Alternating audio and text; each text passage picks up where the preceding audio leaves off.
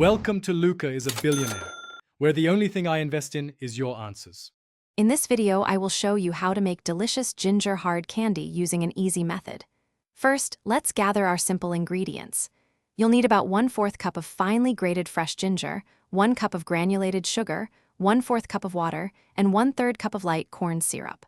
Also, have a candy thermometer ready and prepare a silicone mat or parchment paper on a baking sheet.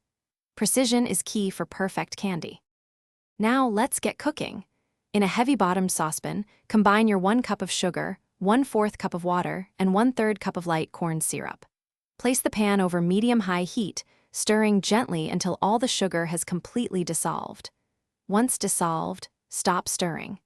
Insert your candy thermometer and continue to cook the syrup without stirring until it reaches exactly 295 degrees Fahrenheit. This precise temperature is crucial. Once your waffles have completed their initial toasting cycle, it's time for a quick check.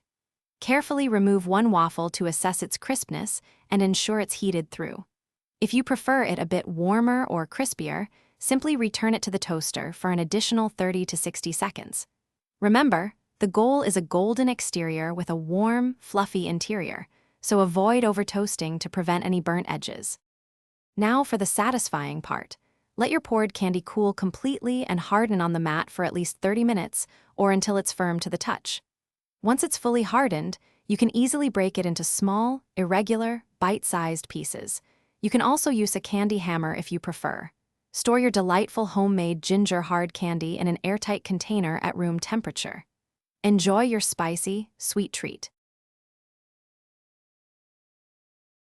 Thanks for watching and please subscribe. It's the best investment you'll ever make.